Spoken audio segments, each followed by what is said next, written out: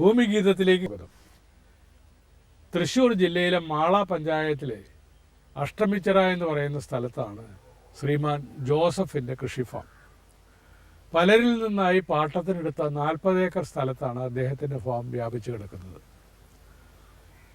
ഒട്ടനവധി ഇനം കൃഷികൾ ഈ ഫാമിലുണ്ട് എന്നുള്ളതിനേക്കാളൊക്കെ ഇതിൻ്റെ ഒരു പ്രത്യേകത, ഇതിൽ 10 ഏക്കർ സ്ഥലത്ത് ശ്രീമാൻ ജോസഫ് തന്നെ ആസൂത്രണം ചെയ്ത റിലേ ഫാമിംഗ് എന്ന് പേരിട്ടിട്ടുള്ള ഒരു പ്രത്യേക തരം കൃഷിയാണ് നടപ്പാക്കിയിട്ടുള്ളത്. ഇതിൻ്റെ പ്രത്യേകത, ഒരു വർഷത്തിൽ ഒരേ വാരത്തിൽ നിന്ന് 5 ഇനം വിളവുകൾ വിളവെടുക്കാൻ കഴിയുന്ന രീതിയിലാണ് ഈ കൃഷി ആസൂത്രണം ചെയ്തിട്ടുള്ളത്. അതായത് പരമാവധി പ്രയോജനം കർഷകർക്ക് കിട്ടും.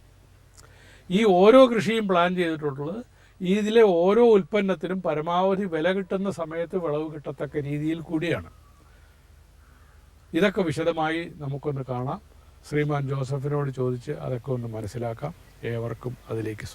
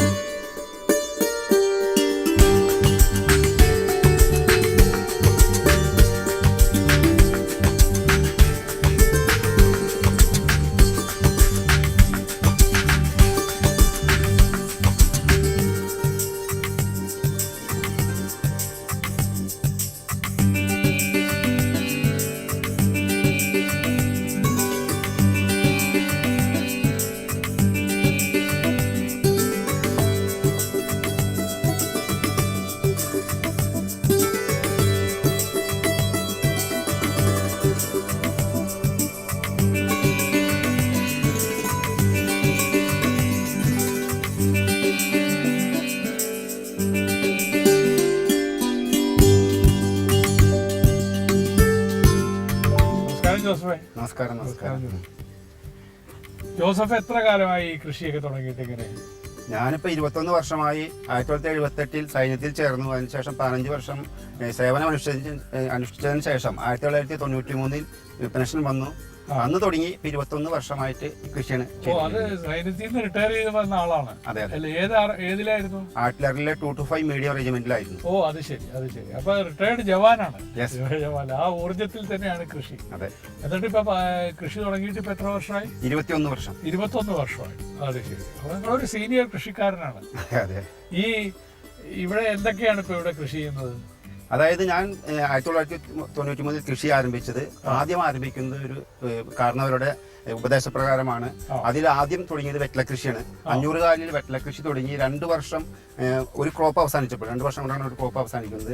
2 വർഷം അവസാനിച്ചപ്പോൾ അതിൽ നിന്ന് എനിക്ക് 1,35,000 രൂപയുടെ വിറ്റുവരവുണ്ട്. അത് 35,000 രൂപ ചെലവ് കഴിച്ച് ബാക്കി 1,00,000 രൂപ കിട്ടി. അപ്പോൾ നല്ലൊരു വരുമാനം 2 വർഷം ഉണ്ടാക്കാൻ കഴിഞ്ഞതിൽ ഞാൻ പിന്നെ കൃഷിയിൽ വേറെ ഒന്നും തേടി പോയില്ല, കൃഷിയിലേക്ക് അപ്പോൾ 1 വർഷം കൊണ്ട് ഈ പൈസ, 2 വർഷം കൊണ്ട് കിട്ടിയ ഈ പൈസ കൊണ്ട് ഉടനെ ഞാൻ 1000 കോഴിനെ വളർത്താനുള്ള ഒരു കൂട് സ്ഥാപിച്ചു. കോഴി വളർത്തലും ആരംഭിച്ചു. വിമുക്ത ഭടന്മാർക്ക് സ്വയം തൊഴിൽ കണ്ടെത്താൻ സർക്കാരിൽ നിന്നും ധനസഹായം കിട്ടുമെന്നറിഞ്ഞ് യൂണിയൻ ബാങ്ക് ഓഫ് ഇന്ത്യയിൽ നിന്ന് 50,000 രൂപ കടമെടുത്ത് 55 സെന്റ് സ്ഥലം സ്വന്തമായി വാങ്ങി അതിൽ പട്ടുനൂൽ വളർത്താനുള്ള മൾബറി കൃഷി ചെയ്തു. അതിനോട് അനുബന്ധിച്ച് പല സ്ഥലങ്ങളും പാട്ടത്തിനെടുത്ത് കുറേശ്ശെ പല എല്ലാവിധ വിളകളും കിഴങ്ങ് വർഗ്ഗങ്ങൾ, നെല്ല്, പച്ചക്കറി, വാഴ എന്നിവ കൃഷി ചെയ്തു. അങ്ങനെ കൃഷി ചെയ്ത് ഏകദേശം ഒരു 15 വർഷം പിന്നിട്ടപ്പോഴേക്കും കൃഷിയെ പറ്റി ഏകദേശം ഒരു രൂപം കിട്ടി. അത് എങ്ങനെ വിൽക്കാമെന്നും ഒപ്പം തന്നെ ഒരു തരക്കേടില്ലാത്ത സാമ്പത്തിക സ്ഥിതിയും വന്നു. ഒരു 3 ഏക്കർ സ്ഥലം ഇതിനിടയ്ക്ക് സ്വന്തമായി കൃഷി കൊണ്ട് തന്നെ പച്ചപിടിച്ചു വന്നതാണ്. പക്ഷെ ഇന്ന് ഇപ്പൊ ഈ 15 വർഷം പിന്നിടുന്നതിലേക്ക് മുമ്പ് തന്നെ ആദ്യം ആരംഭിച്ച 3 കൃഷികൾ നിർത്തി. വെറ്റില കൃഷി എന്ന് വെച്ചിട്ടുണ്ടെങ്കിൽ വെറ്റില കൃഷി വെറ്റ മുറുക്കുന്നതുകൊണ്ട് അർബുദം വരാനുള്ള സാധ്യതയുണ്ട്. രണ്ടാമത് അന്ന് കോഴി വളർത്താന്ന് വെച്ചിട്ടുണ്ടെങ്കിൽ സ്വയം വളർത്താൻ സ്വയം വിൽക്കാം. ഇന്ന് അങ്ങനെയല്ല. ഇന്ന് നമ്മൾ വളർത്താൻ തയ്യാറായ മതി, ഏജൻസികൾ വേണ്ട സഹായങ്ങളൊക്കെ ചെയ്തിരുന്നു. പിന്നെ പട്ടുനൂലിന്റെ കാര്യം എന്ന് വെച്ചിട്ടുണ്ടെങ്കിൽ അന്ന് സ്വയം വളർത്തി വിൽക്കാനായിട്ട് നമ്മൾ തമിഴ്നാടിനെയോ കർണാടകയോ ആശ്രയിക്കണം.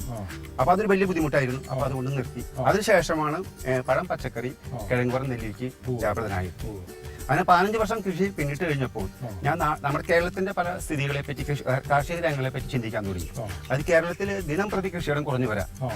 തന്നെയുള്ള കർഷകരെല്ലാം കൃഷിയിൽ നിന്ന് മാറിക്കൊണ്ടിരിക്കുന്ന കർഷകർ കാര്യമായ വരുമാനം അതിന്നില്ല. തൊഴിലാളികളുടെ പ്രശ്നം എല്ലാ മേഖലയെ പോലെ തന്നെ കാർഷിക മേഖലയിൽ പ്രത്യേകിച്ച് തൊഴിലാളി കിട്ടാനില്ല.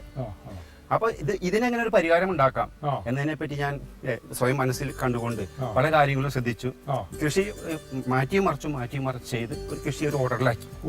അങ്ങനെ ആ ഓർഡറിലാക്കി ഒരു കൃഷി അതിന് പേരിട്ടു റിലേ കൃഷി. ജോസഫ് തന്നെ കൊടുത്ത പേരാണ്. അതെ.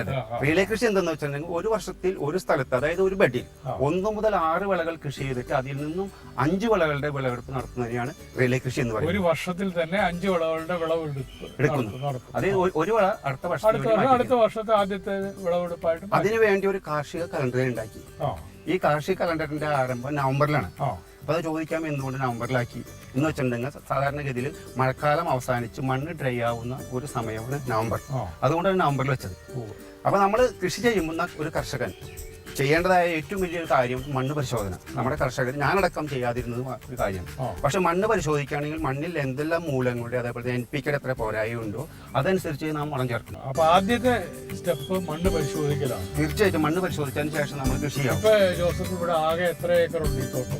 ഈ തോട്ടം 20ഉം മൊത്തം ഞാൻ 40 ഏക്കർ സ്ഥലത്ത് കൃഷി ചെയ്തു. പലരിൽ നിന്ന് പാട്ടത്തിന് 40 ഏക്കറിൽ കൃഷിയുണ്ട്. അതിലിപ്പോ നമ്മൾ നിൽക്കുന്നത് തന്നെ 20 ഏക്കർ. അതിൽ ഈ റിലേ കൃഷി എത്ര ഏക്കർ സ്ഥലത്തുണ്ട്? റിലേ കൃഷി 10 ഏക്കർ സ്ഥലത്ത് കൃഷിയുണ്ട്. അപ്പൊ മണ്ണ് പരിശോധിക്കും ആദ്യം. മണ്ണ് പരിശോധിക്കുന്നു. മണ്ണ് പരിശോധിച്ചതിന് ശേഷം ചരടും കുമ്മായവും ഉപയോഗിച്ച് ലൈനുകൾ, അതായത് ബെഡുകൾ മാർക്ക് ചെയ്യണം. മാർക്ക് ചെയ്യുന്നതിന്റെ ഉദ്ദേശം എന്ന് വെച്ചിട്ടുണ്ടെങ്കിൽ മാർക്ക് ചെയ്യുന്നത് കൊണ്ട് പണി ചെയ്യുന്നവർക്ക് പെട്ടെന്ന് ഫാസ്റ്റായിട്ട് പണി ചെയ്യാൻ പറ്റും. അതേപോലെ തന്നെ വളഞ്ഞും തിരിഞ്ഞും ഡിസിപ്ലിന് വഴി. അപ്പൊ അങ്ങനെ ആദ്യം ബെഡ് ഉണ്ടാക്കണം. ബെഡ് ഉണ്ടാക്കുമ്പോൾ ഒരു കാര്യം ശ്രദ്ധിക്കണം. എന്ന് വെച്ചാൽ വർഷം നീണ്ടു നിൽക്കുന്ന കൃഷിയാണ്. അപ്പൊ വർഷക്കാലം വരും, നല്ല മഴ വരും, വെള്ളം പൊങ്ങും. അപ്പൊ വെള്ളം പൊന്തി കഴിയുമ്പോൾ ചെടികൾ നശിക്കാത്ത രീതിയിലുള്ള ബെഡ് ഉണ്ടാക്കണം. അങ്ങനെ ബെഡ് ഉണ്ടാക്കിയതിന് ശേഷം ബെഡിന് മുകളിൽ മുൻകൂട്ടി തയ്യാറാക്കിയ ട്രൈക്കോഡർമ എന്ന് പറയുന്ന മിത്രകുമിളിനെ ഇടാം. അതിനുശേഷം ഞാനിപ്പോൾ കഴിഞ്ഞ 3 വർഷങ്ങളായി എൻ്റെ 40 ഏക്കർ സ്ഥലത്തും ഓപ്പൺ പ്രിസിഷൻ ഫാമിംഗ് നടത്തുന്നത്. ഓപ്പൺ പ്രിസിഷൻ ഫാമിംഗ് എന്ന് വെച്ചിട്ടുണ്ടെങ്കിൽ ചെടികൾക്ക് ആവശ്യമായ വെള്ളവും വളവും ചെടിയുടെ കടക്കിൽ എത്തിക്കുന്ന രീതി. അപ്പൊ ട്രൈക്കോഡർമ ഇട്ടതിന് ശേഷം ബെഡിന് മുകളിൽ പൈപ്പ് സ്ഥാപിക്കുന്നു. അതായത് പൈപ്പിന് പറയുന്നത് പൈപ്പ്.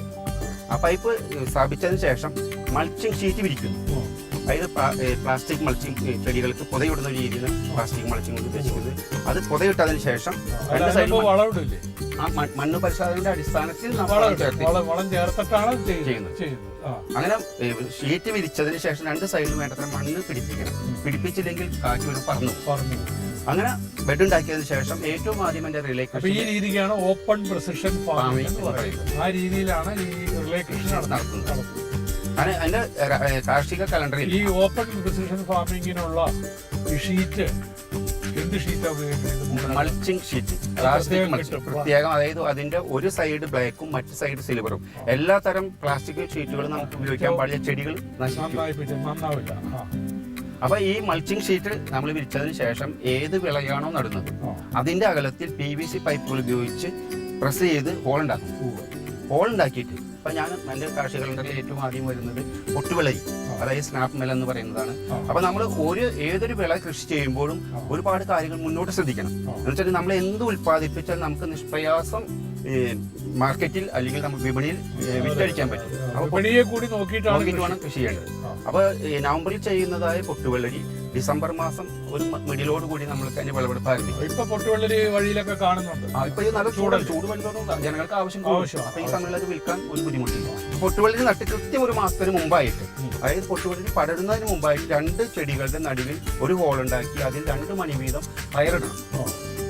അപ്പൊ ഒരു മാസം കഴിയുമ്പോൾ പടർന്ന് പന്തലിച്ച് വള്ളിപ്പയറാണ് കുറ്റിപ്പയർ. സാധാരണ തൃശ്ശൂർക്കാരുടെ ഈ ചുവന്ന കുരുത്തോല എന്ന് പറയുന്ന ഒരു ഇനം ഞങ്ങൾ കൃഷി ചെയ്തു. ഈ രണ്ടാമത്തെ പയർ കനകമണി എന്ന് പറയുന്നതല്ലേ, അതാണോ? അല്ല, ചുവന്ന കുരുത്തോല എന്ന് പറയും. കുരുത്തോല കനകമണി വേറൊരു യൂണിവേഴ്സിറ്റി പേരാണ്. അപ്പൊ രണ്ടാമതായി നമ്മൾ ഡിസംബർ മാസം ആദ്യത്തിൽ പയർ കൃഷി ചെയ്യുന്നു. പയർ കൃഷി ചെയ്യുന്നതിലും ഉദ്ദേശങ്ങളുണ്ട്. അതായത് ഫെബ്രുവരി മാസത്തിൽ പയറിന്റെ വിളവെടുപ്പ് ആരംഭിക്കും. ഈ രണ്ടാമതായി കൃഷി ചെയ്യുന്നത് ആ സമയത്ത് ക്രിസ്ത്യാനികൾ നോയമ്പ് ആരംഭിക്കുന്നതിനാൽ പയറിന് പ്രയാസം നിൽക്കാൻ പറ്റും. പിന്നെ പയറിനുള്ള മറ്റൊരു പ്രത്യേകത എന്ന് വെച്ചിട്ടുണ്ടെങ്കിൽ പയർ അവർ ജീവിക്കുന്ന കാലം, അതായത് പയർ ഈ ഭൂമിയിൽ നിന്ന് അവസാനിക്കുമ്പോൾ, പയർ വിളവ് നിന്ന് അവസാനിക്കുന്ന സമയത്ത് അവർ നമ്മളെപ്പോൾ മനുഷ്യരെ പോലല്ല, മനുഷ്യർ നമ്മൾ എല്ലാവരും അല്ല, ചിലർ തന്നെയെങ്കിലും ഈ ഭൂമിയിൽ ജനിച്ചു വീണതിന് ശേഷം ഈ പ്രകൃതിയെ വെട്ടിമുറിച്ച് നശിപ്പിച്ച് അവർ മരിക്കുമ്പോൾ ഒന്നുമില്ലാതെ തിരിച്ചു പോകും. പക്ഷേ ഈ സസ്യം എന്ത് ചെയ്യുന്നു വെച്ചിട്ടുണ്ടെങ്കിൽ അവർ ജീവിക്കുന്ന കാലം നമുക്ക് ഫലം തന്നതിന് ശേഷം മണ്ണിനെ ഫലപുഷ്ടമാക്കാൻ നൈട്രജൻ സംഭരിച്ച് നിക്ഷേപിച്ചാണ് അവർ പോകുന്നത്. അപ്പോൾ രണ്ടാമതായിട്ടുള്ള പയറിന്റെ വിളവെടുപ്പ് നമ്മൾക്ക് മാർച്ച് മാസം അവസാനം ഒരു ഫെബ്രുവരി മിഡിലോടെ അവസാനിക്കും. അത് അവസാനിച്ചു കഴിഞ്ഞാൽ മുമ്പ് അവസാനിച്ചതായ പൊട്ടുവെള്ളരിയുടെ കുഴികളിൽ 1 മണി വീതം വെണ്ട വിത്തിടുന്നു. അപ്പൊ മൂന്നാമതായി വെണ്ട കൃഷി ചെയ്യുന്നതിലും പല ഉദ്ദേശങ്ങളുണ്ട്. അതായത് ഏപ്രിൽ കഴിഞ്ഞാൽ മെയ് ജൂൺ മാസത്തിൽ മഴയായി കഴിഞ്ഞാൽ നിലത്ത് പടരുന്നതായ കൃഷികൾ പറ്റില്ല. പടരുന്ന കൃഷികൾ നട്ടു കഴിഞ്ഞിട്ടുണ്ടെങ്കിൽ അത് വെള്ളത്തിൽ ചെയ്യും. അപ്പം ഈ വെണ്ടയിന്മേൽ കയറുന്ന കൃഷികൾ ചെയ്യാൻ വേണ്ടിയാണ് ആ സമയത്ത് നമ്മൾ വെണ്ട നടുന്നത്. അതിന് 4ാം വിളയായി മറ്റൊരു സസ്യം കൂടി നമുക്ക് വളർത്താൻ വേണ്ടിയാണ് ഈ വെണ്ട നടുന്നത്. അപ്പോൾ വെണ്ട നമ്മുടെ കേരളത്തിൽ എവിടെ നട്ടാലും 45 മുതൽ 50 ദിവസത്തിനുള്ളിൽ വിളവെടുപ്പ് ആരംഭിക്കാം. വെണ്ടയുടെ വിളവെടുപ്പ് ഒരു 20-25 ദിവസം പിന്നിടുമ്പോൾ നമ്മൾക്ക് വെണ്ടയുടെ തെക്ക് വശത്തായിട്ട് 3 മണി വീതം പയർ വീണ്ടും കുത്താം. ഒരു വർഷത്തിൽ പയർ 1-ൽ കൂടുതൽ തവണ, അതായത് 2 തവണ തന്നെയെങ്കിലും മണ്ണിൽ കൃഷി ചെയ്യുവാണെങ്കിൽ ആ മണ്ണ് വളരെ ഫലപുഷ്ടമാകും. ഈ വെണ്ടയിൽ കയറിയ പയർ ഓഗസ്റ്റ് സെപ്റ്റംബർ മാസങ്ങളിലാണ് വിളവെടുപ്പ് അതിന് കിട്ടുന്നത്. അപ്പോൾ ആ സമയത്ത് ഓണം, അപ്പോൾ ആ സമയത്തും നമ്മൾക്ക് നല്ല വില കിട്ടുന്നു. ഒക്ടോബർ 15-ാം തീയതി ആകുമ്പോഴേക്കും ഈ പയർ അവസാനിക്കുന്നു. ഈ പയർ അവസാനിച്ചാൽ ഉടനെ പയറിന്റെ കടഭാഗം കട്ട് ചെയ്ത് ഉണക്കാം. പയറിനെ ഉണക്കി കഴിഞ്ഞാൽ ഉടനെ ഈ 2 ബെഡുകളുടെ നടുവിലുള്ള തോട്ടിൽ വേണമെങ്കിൽ 2 മീറ്റർ അകലത്തിൽ ഒരു വാഴ വയ്ക്കാം. വാഴ വയ്ക്കുവാണെങ്കിൽ വാഴ വെച്ചതിന് ശേഷം മുൻകൂട്ടി തയ്യാറാക്കിയ കുമ്പളത്തിന്റെ തൈകൾ എല്ലാ വാരങ്ങളുടെയും തെക്ക് വശത്ത് 2 മീറ്റർ അകലത്തിൽ 1 വീതം നടാം. വാരത്തിൽ നടുകയാണോ? വാരത്തിന്റെ തെക്ക് വശത്ത്. വാരത്തിലല്ല, വാരത്തിന്റെ തെക്ക് വശത്ത്, അതായത് വാരത്തിൽ തന്നെ സെൻട്രലിന്റെ തെക്ക് വശത്തായിട്ട് നടന്നു. അല്ല, അപ്പൊ നിങ്ങളുടെ നന എങ്ങനെയാവും? ഇറിഗേഷൻ, അതായത് ഇറിഗേഷൻ നമ്മൾ പൈപ്പ് ഇട്ടുണ്ട്, ലാറ്ററൽ ഇട്ടുണ്ട്. അതിൽ നിന്ന് വീഴുന്നതായ തുള്ളി വീണ് കഴിഞ്ഞാൽ അത് സ്പ്രെഡ് ചെയ്യണം, മണ്ണിന്റെ അടിയിൽ ചെന്ന് പലയിടത്ത് വെള്ളം വലിക്കാവുന്ന രീതിയിലുള്ള തെക്ക് വശത്ത്. അങ്ങനെ തെക്ക് വശത്ത് കുമ്പളം നട്ട് 1 മാസം കഴിയുന്നതിന് മുമ്പായിട്ട് കുമ്പളം പടരാൻ തുടങ്ങും. അപ്പോൾ പടരാൻ തുടങ്ങുമ്പോഴാണ് നമ്മൾ വാഴ വയ്ക്കുക. അങ്ങനെ പടരാൻ തുടങ്ങുന്നതിന് മുമ്പായി നമ്മുടെ പഴയ വെണ്ടയും പയറോടെ നിൽക്കുന്നുണ്ട്. അതിനെ തെക്ക് നിന്ന് വടക്കോട്ട് മറച്ചാൽ ഈ കുമ്പളത്തിന് പടരാനുള്ള ന്യൂരിയ എന്ന് പറയും. അപ്പൊ കുമ്പളം പടർന്ന് പന്തലിക്കും. അങ്ങനെ എന്ന് കുമ്പളത്തിന്റെ വിളവെടുപ്പ് അവസാനിക്കുന്നുവോ അന്ന് ഈ എല്ലാ അവശിഷ്ടങ്ങളും ഈ വാഴയുടെ കടക്കിലേക്ക്, അതായത് തോട്ടിലേക്ക് എടുത്തിട്ട് ജൈവവളം ചേർത്ത് മണ്ണിടാം. മണ്ണിട്ട് കഴിഞ്ഞാൽ വാഴ വളരാൻ തുടങ്ങില്ലേ? വളരാൻ തുടങ്ങുമ്പോൾ വേണമെങ്കിൽ 2 വാഴയുടെ നടുവിൽ ഒരു ഇടവിള കൃഷി ചെയ്യാം. അത് ചേനയാവാം, ചേമ്പാവാം, പച്ചമുളകാവാം, എന്താ യോജിവെന്ന് തോന്നുന്നു. അപ്പൊ ഇതാണ് എൻ്റെ റിലേ കൃഷി. ഒരുപാട് പറയാനുള്ളത് എനിക്കറിയാം. കാണുന്നതിനിടയ്ക്ക്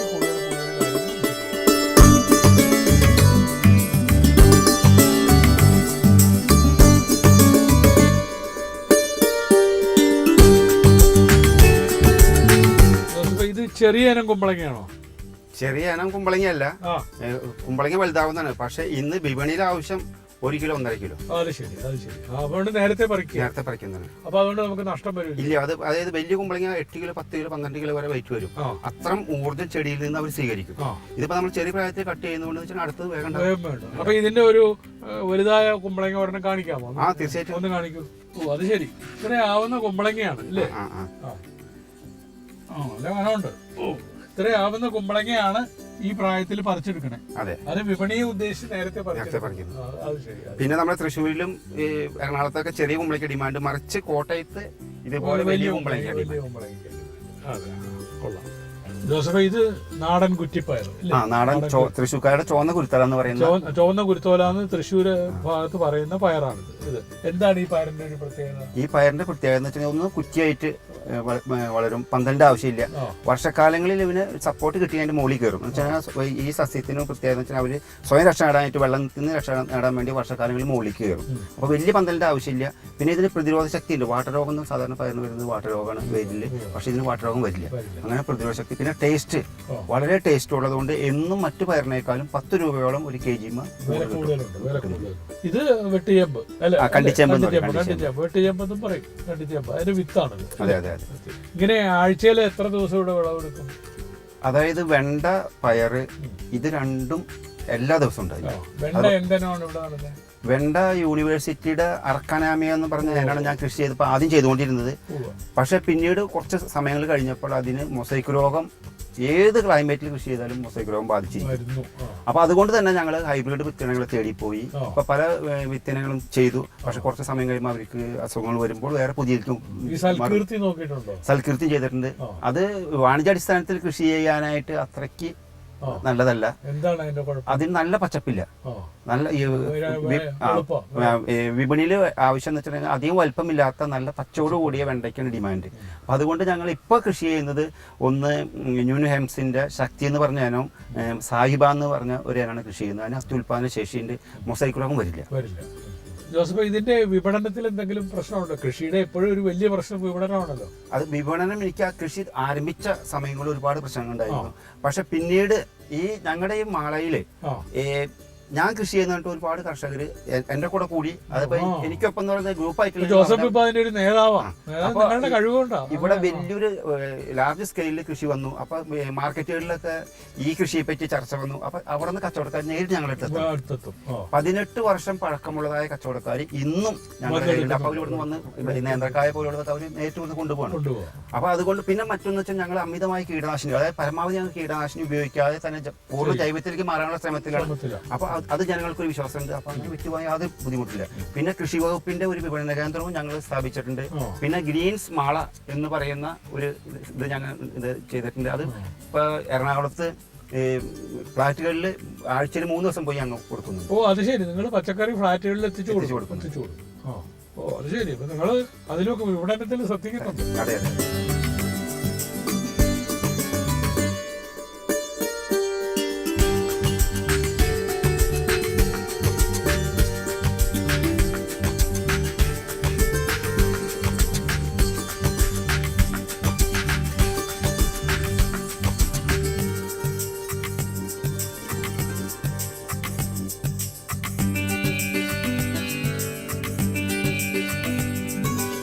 ഇത് ഈ പറഞ്ഞ പയറല്ലേ? അതെ, നാടൻ കുരുത്തോല. നാടൻ കുരുത്തോല പയർ അല്ലേ? കുറ്റിപ്പയർ. ഇത് ഇപ്പൊ വാരം വളമിട്ട് റെഡിയാക്കിയിട്ട് ഷീറ്റിട്ട് മൂടിയിരിക്കുക. അതെ അതെ ഇല്ലേ? ഷീറ്റിട്ട് മൂടിയതിനു ശേഷം വെണ്ട നട്ടു. വെണ്ടയുടെ വിളവെടുപ്പ് ആരംഭിച്ചപ്പോൾ ഈ ഡ്രിപ്പിന്റെ കുഴലെവിടെ? ഇതിനടിയിൽ, ഇതിന്റെ അടിയിലുണ്ട്. അതിൽ കൂടി നനയ്ക്കും. എങ്ങനെ ദിവസവും നനയ്ക്കും? അതെയോ? അതായത് എല്ലാ ചെടികൾക്കും, പല ചെടികൾക്കും പല അളവിലാണ് വെള്ളം. പ്രായപൂർത്തി ആയ ഒരു പച്ചക്കറിക്ക് ഒരു ദിവസത്തിൽ ഒരു 2 ലിറ്റർ വെള്ളമാണ് ആവശ്യം. അതൊരു വാഴയ്ക്ക് 16 ലിറ്ററാണ്. ഒരു ജാതി അല്ലെങ്കിൽ തെങ്ങിന് 60-70 ലിറ്ററാണ്. അപ്പൊ ചെടികൾക്ക് ആവശ്യമായ വെള്ളവും വളവും ദിവസം കൊടുക്കണമെങ്കിൽ അത്ര നല്ലതാണ്. അപ്പൊ ഇത് ഞങ്ങൾ വെള്ളം എല്ലാ ദിവസവും കൊടുക്കുന്നു. വളം ഇതിൽ കൂടി കൊടുക്കുമോ? വളം മണ്ണൊരുക്കുമ്പോൾ വേണ്ടത്ര ജൈവവളം മണ്ണിൽ ചേർക്കുന്നു. എന്താണ് ജൈവവളം? ജൈവവളം എന്താ, ഒരു കൃഷി ചെയ്യുന്ന കൃഷിയിടത്തിൽ അത്യന്തോപേക്ഷിതമാണ് ചാണകം. ചാണകത്തിന് പുറമെ ആട്ടിൻകാട്ടും. ഈ ചാണകത്തിന് പകരം കോഴിവളം ഉപയോഗിച്ചാൽ ശരിയാവും? ചാണകത്തിന് പകരം കോഴിവളം ഉപയോഗിച്ചാൽ ശരിയാവില്ല. ചാണകത്തിന്റെ ഗുണം എന്ന് വെച്ചാൽ ചാണകം മണ്ണിൽ പല മൂലകങ്ങളെ കൊടുക്കുകയും ഒപ്പം തന്നെ മണ്ണിന്റെ ഫലപുഷ്ടി വർദ്ധിപ്പിക്കുകയും വെള്ളത്തിന്റെ അംശം പിടിച്ചു നിർത്താനുള്ള കഴിവ് മണ്ണിന് കൊടുക്കുകയും ചെയ്യുന്നു. തന്നെയല്ല, മണ്ണിര അനുയോജ്യമായ സാഹചര്യം ഇല്ലെങ്കിൽ അവൻ മീറ്ററുകളോളം പാലേക്കർ പറയുന്നത് പോലെ പാലേക്കർ പറയുന്നത് താഴ്ന്നു പോകും. പക്ഷെ അവരെ മേൽപോട്ട് കൊണ്ടുവരാനുള്ള ഒരു ഉത്തേജന മാർഗമാണ് ചാണകം. അപ്പൊ ചാണകം കൊടുത്താൽ മണ്ണിര മുകളിലേക്ക് വരും. അപ്പൊ അത് മണ്ണിലേക്ക് എന്തായാലും ചാണകത്തിന് പകരം കോഴിവളം ആവില്ല. പക്ഷെ വളം അതിലുണ്ട്. പക്ഷെ ചാണകത്തിന്റെ ഉപയോഗം ചാണകം തന്നെ വേണം. കോഴിവളം ഇടുന്നിടത്തും ചാണകം കൂടി ഇടുകയാണെങ്കിൽ നല്ലതാണ്. നല്ലതാണ്. ആ, അത് ഉണങ്ങിയ ചാണകമാണ് ഇടുന്നത്, പച്ച ചാണകം ഇടുക? പച്ച ചാണകത്തുള്ള കുഴപ്പ് പച്ച ചാണകത്തിൽ നിന്നും ഒരുതരം പുഴുക്കളുണ്ടാവും. ആ പുഴുക്കൾ പച്ചക്കറിയുടെ വേരുകളെ നശിപ്പിക്കും. അപ്പൊ അതുകൊണ്ട് ഇന്ന് ഡൈ ആയ ചാണകമാണ് നല്ലത്, ഏറ്റവും നല്ലതാണ്. അത് ശരി. അപ്പൊ അങ്ങനെ ചാണകവും അതിന്റെ മണ്ണ് ടെസ്റ്റ് ചെയ്യുന്ന അടിസ്ഥാനത്തിൽ വേറെ എന്ത് വളം ചേർക്കും? നൈട്രജന്റെ പോരായ്മയ്ക്കാണെങ്കിൽ ചാണകവും ഒപ്പം തന്നെ കോഴിവളം, ആട്ടിൻ കാഷ്ടം എല്ലാം കൂടി മിക്സ് ചെയ്തിടും. പിന്നെ ഫോസ്ഫറസിന്റെ പോരായ്മയ്ക്ക് നമ്മൾ എല്ലുപൊടി. സാധാരണ ഗതിയിൽ നമ്മുടെ കേരളത്തിൽ ഫോസ്ഫറസിന്റെ മണ്ണിൽ കുറവ് ചിലയിടങ്ങളിൽ മാത്രമേ ഉള്ളൂ, എല്ലായിടത്തും കുറവില്ല. ഈ എല്ലുപൊടി അല്ലെങ്കിൽ രാജഫോസ് ചേർത്തൂടെ? രാജഫോസ് ചേർക്കുന്നതുകൊണ്ട് കുഴപ്പമില്ല. രാജഫോസിനെ ഒരു രാസവളമായി കാണണ്ട. അതുകൊണ്ട് നമുക്ക് ജൈവ കൃഷി ചെയ്യുന്നവർക്കും പലരുടെ മനസ്സിൽ തെറ്റായ ധാരണയുണ്ട്. രാജഫോസ് അത് തിരുത്താനാണ് ഞാൻ ജോസഫിനോട് ചോദിച്ചത്. അതുപോലെ പൊട്ടാഷ്യം റേഡിയേഷൻ ചെയ്തെടുക്കുന്നതാണ്. പൊട്ടാഷ്യം ഇന്ന് ചാരം നമുക്ക് കിട്ടാൻ ലഭ്യമല്ല. അപ്പൊ നമ്മൾ പൊട്ടാഷ്യം ജൈവവളത്തിൽ കൂടെ ഉപയോഗിക്കുന്നതുകൊണ്ട് കുഴപ്പമില്ലെന്നാണ് എന്റെ. അല്ല, അത് ശരിയാണെന്ന് ഞാനും ധരിച്ചിരിക്കണേ. നമ്മളാരും വലിയ കൃഷി വിദഗ്ധന്മാരല്ലല്ലോ. അപ്പൊ എന്തായാലും അങ്ങനെ NPK ആവശ്യമുള്ള മൂലകങ്ങൾ ടെസ്റ്റ് ചെയ്തതിന്റെ അടിസ്ഥാനത്തിൽ ചേർക്കും. എവിടെ കൊടുത്താ ടെസ്റ്റ് ചെയ്യിക്കണേ? ഇപ്പോ ചെമ്പൂക്കാവിൽ, തൃശ്ശൂർക്കാർക്കാണെങ്കിൽ ചെമ്പൂക്കാവിൽ അവിടെ മണ്ണ് പരിശോധന. അതായത് നമ്മൾ കൃഷിഭവൻ വഴി പരിശോധിക്കുകയാണെങ്കിൽ പൈസ ഒന്നും ആവശ്യമില്ല. അതല്ല നമ്മൾ നേരിട്ട് പരിശോധിക്കുകയാണെങ്കിൽ ഒരു സാമ്പിളിന് മൂലങ്ങളടക്കം പരിശോധിക്കുകയാണെങ്കിൽ 800 രൂപയും NPK മാത്രമാണെങ്കിൽ 400 രൂപയാണ്. അപ്പൊ കഴിഞ്ഞ മാസങ്ങൾ വരയ്ക്കും. ഇനിയിപ്പോ ചേഞ്ച് ഉണ്ടോന്ന് അറിയില്ല. അപ്പൊ അവര് പരിശോധിച്ച് മണ്ണിലുള്ള മൂലകങ്ങളോ അല്ലെങ്കിൽ NPK മാത്രമേ റിപ്പോർട്ട് ചെയ്യുള്ളൂ? ഓരോ കൃഷിക്ക് ഇന്നതിനൊക്കെ വേണമെന്നൊരു ഉപദേശം തരുമോ? അതായത് നമ്മൾ എന്ത് വിളയാണോ കൃഷി ചെയ്യാൻ പോകുന്നത് അത് അപേക്ഷ കൊടുക്കുമ്പോൾ ആ അപേക്ഷയിൽ നമ്മൾ ഫില്ല് ചെയ്യേണ്ടത് ഏതെല്ലാം കൃഷി. അപ്പൊ അതിന് പോരായുള്ളതായ എല്ലാം നമുക്ക് എഴുതാം.